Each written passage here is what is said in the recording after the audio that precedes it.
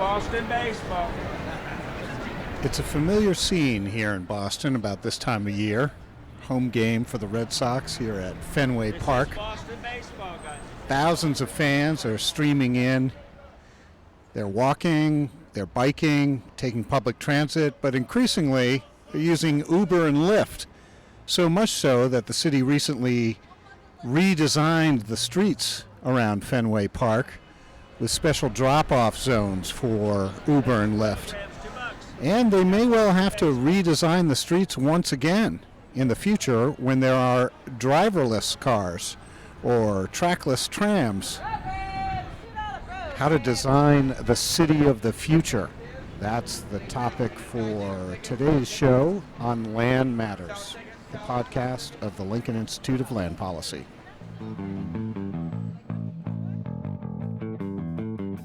Welcome to Land Matters. I'm your host, Anthony Flint. In this episode, we're going to talk about the dizzying pace of change in cities, taking the advent of driverless cars as one big example, and then consider how something called scenario planning might be able to help. Well, we start with a basic observation. Our cities are changing and changing fast. Just like we don't see horse-drawn trolley cars or telephone booths anymore, the basic elements of the city seem like they're rapidly evolving. Consider just one thing, transportation, how we get around. In very short order, ride-hailing services like Uber and Lyft have become the norm. And in equally short order, the streets of many cities have been unable to keep up as a matter of carrying capacity, with traffic congestion just getting worse and worse.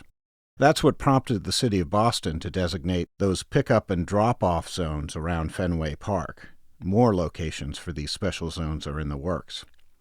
But urban transportation is about to change even more. The next step is driverless cars, both privately owned and run by Uber and Lyft and other carriers. That's going to trigger a whole new physical transformation for cities. Because these cars can essentially tailgate each other, streets can be narrowed. Cities won't need parking garages or big parking lots in central locations anymore. The cars will park themselves, if they park at all. Private car ownership is expected to decline. It'll make less sense to own a car, if you think about it, just to have it parked all the time. And we'll just use autonomous vehicles for most trips. And when that's done, when the trip is done, it'll go pick up someone else. The fancy term for this is shared autonomous mobility. The last time, arguably, there was this kind of transformative change, it was the introduction of privately owned motor vehicles. And planners like Robert Moses set out to build big freeways and tunnels and bridges. By the way, cities are living with that often damaging kind of infrastructure to this day. So today's urban planners are determined to do a better job reshaping the city to accommodate these new technologies. Planning for future mobility was a big topic at the Lincoln Institute's annual gathering of big city planners and at this year's American Planning Association National Planning Conference in San Francisco. That's where I caught up with David Dixon, who's with the urban design firm Stantec. He says there's a lot at stake for any city trying to figure out how to keep people moving, and that smart mobility is going to be a real calling card for any place competing to attract workers and residents. Every city that I know in the U.S. today, and I'm sitting in San Francisco when I say this, and I mean include San Francisco, is very conscious of competing for talent. Talent is the raw material of a knowledge economy. A knowledge economy is where economic growth in the U.S. comes from today, and actually across the developed world. If you want to be a city competing for talent in short supply that can go anywhere and have the kind of economic life it probably wants, believe me, an urban core served by shared mobility on demand will be a considerable advantage as you compete with other cities and regions. And I think this alone is going to be a compelling logic, just as it is the primary logic behind many of the investments we make in our cities today to make them more walkable, delightful, etc. So it's clear planners have their work cut out for them. And it doesn't stop with driverless cars. Traffic signals of all kinds may be controlled in the future by artificial intelligence. We may see trackless trams, a kind of supercharged bus rapid transit. It's already in use in Asia and other parts of the world. Deliveries may be done by delivery robots and delivery drones. And don't forget those shared electric scooters, already ubiquitous in so many metros. All the while, public transit, walking, and biking will continue to thrive, and those modes need to be accommodated with big physical changes in the urban landscape, too. Now, some of this is already happening. Cities have moved toward so-called complete streets with designated bike lanes, wider sidewalks, and well-defined crosswalks. But how will all of that be integrated with high-tech mobility and delivery? The overall framework for urban transportation is likely to be totally different 20 years from now, but there's a lot of uncertainty still as to what the future will look like exactly. Things could go a number of different ways. There might even be a technology we aren't aware of yet. So how is an urban planner supposed to deal with that? Well, it turns out that the management of all these big changes is a perfect candidate for something called exploratory scenario planning. It's a planning method developed over many years that encourages mapping out multiple possible futures, leaving room for unknowns. And it's an approach that encourages maximum flexibility to adapt or change course over time. Joining me now is Heather Hannon, Scenario Planning Manager at the Lincoln Institute, to guide us through what it's all about. So let's begin at the beginning. What is scenario planning, and what makes it different, I guess, from, you could say, more traditional or conventional planning? So scenario planning is a way for communities to think about uncertainties that might face them in the future, things they might think are coming, things they don't even know are coming, things that not necessarily can be predicted or known, like at what level they would be happening at. So it's a little bit different than the way planners have traditionally thought about planning for the future. In the past, sometimes people would think about the trends they had seen and how those trends might look if they continued. For example, you were mentioning Robert Moses and planning for the automobile. If a community assumed that their population growth would continue at the rates they'd been seeing, that jobs would increase, they might build a lot of new roads, a lot of housing, and then if that didn't happen, they wouldn't be prepared for that new reality of what the future brought that they hadn't considered could happen, just based on what they had seen in the past. And we see that in a lot of communities where maybe they've seen economic decline and the jobs have left, like with manufacturing or textile mills, that kind of thing. And that really changes a community. So scenario planning allows planners to look at different futures and then compare different possibilities of what that future might look like. And that helps them think about strategies that would be a good idea no matter what happened. And that makes their planning more resilient, more adaptable, more flexible to what ends up happening in the future. Well, this is really interesting. It sounds more sophisticated, almost sort of like three-dimensional. What were the origins of scenario planning? So it started with military strategy, thinking about nuclear war, then strategic planning at Royal Dutch Shell around the 70s, and their thinking was that with a fluctuating oil market, they needed to be able to quickly adapt to what happened in the future and not rely on predictions so that they could be nimble. And so those strategies are relevant also for urban planners, and planners have been thinking about scenarios for a while in their work, but mostly in terms of what we refer to as normative or more predictive ways. And so if we're talking about exploratory scenario planning, that opens up kind of a new frontier for scenario planning itself for urban planners. It also sounds like this would lend itself to more or perhaps better public participation.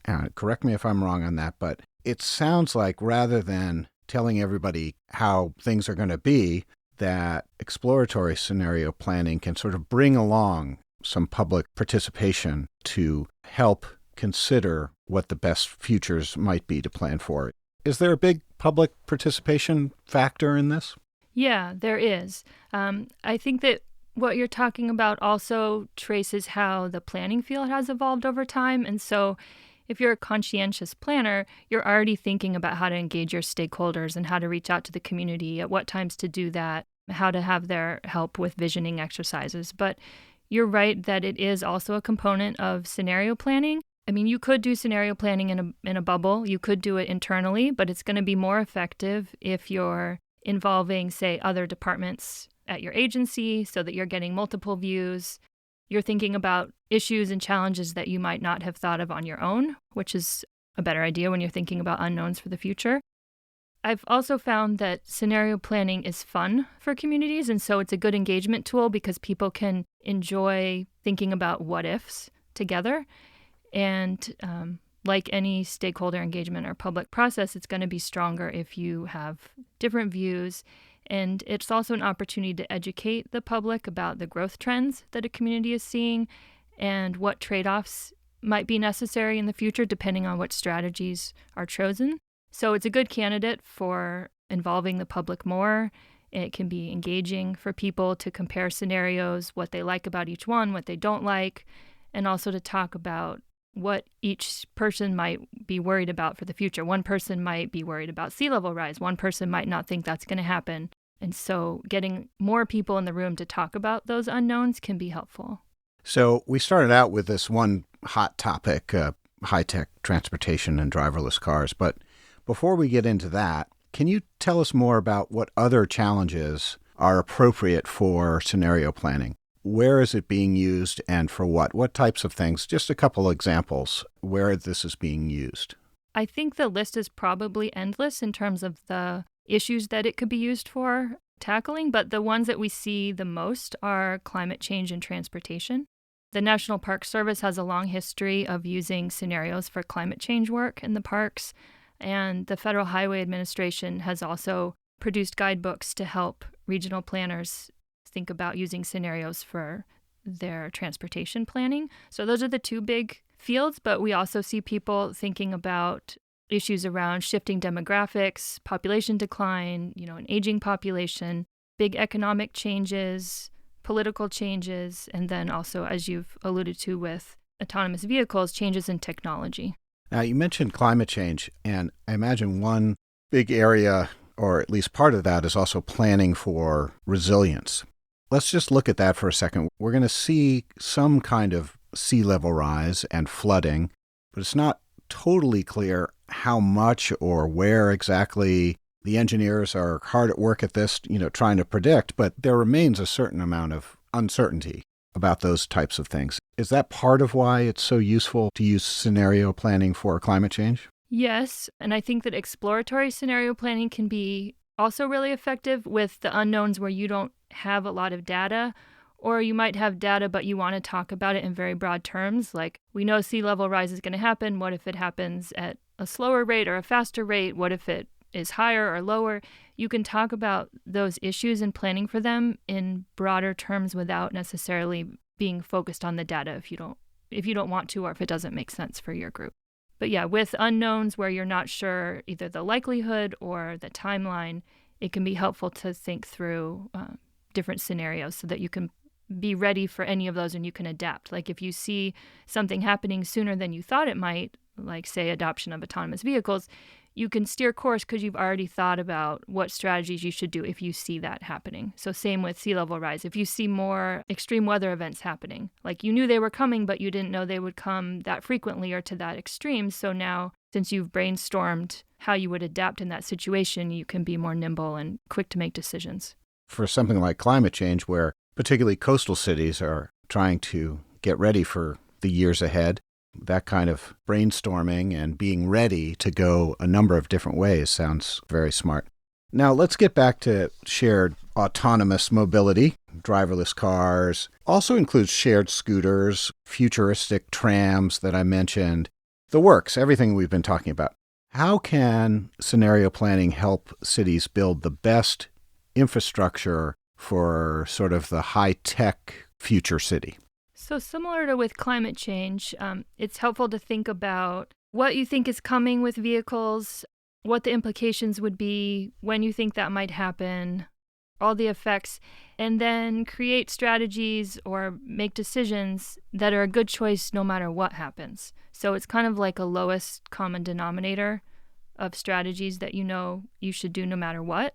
So that's one way that scenario planning or exploratory scenario planning specifically can be helpful with the unknowns around autonomous vehicles, is that cities and transit agencies can make decisions that they know are a good idea so that they're not just planning for the situation of if there's no longer private drivers driving their cars to work. Like, what if that's gone? Well, you can't just change your roads with that assumption. You need to also be planning for, well, what if that actually doesn't happen as quickly as we thought? Or maybe it becomes too expensive, or it's an issue about equity and we still need buses on that street and we're still going to have pedestrians and bicyclists. So the decisions that are made about transportation need to be good ones no matter what scenario ends up happening in the future around changing vehicles. Well, it's an exciting time, and certainly planners have their work cut out for them, and they're going to need to bring their best game for all of these challenges. Heather Hannon, manager of the Scenario Planning Initiative at the Lincoln Institute, thank you. Thank you. Well, there's plenty more on this at the Lincoln Institute website. That's lincolninst.edu, including information on the Scenario Planning Consortium, which just wrapped up a workshop in Hartford, Connecticut, attended by nearly 75 practitioners and others. Another workshop is planned on the West Coast in Vancouver, Canada. Also, click on Landlines magazine on the website and check out stories both on scenario planning and driverless cars. We've also got a TED Talk on scenario planning at TEDx Beacon Street. That's all for today's show. At Land Matters, we're going to keep looking behind the scenes in cities to understand what makes them tick and how land policy factors in. I'm your host, Anthony Flint. Thanks for listening.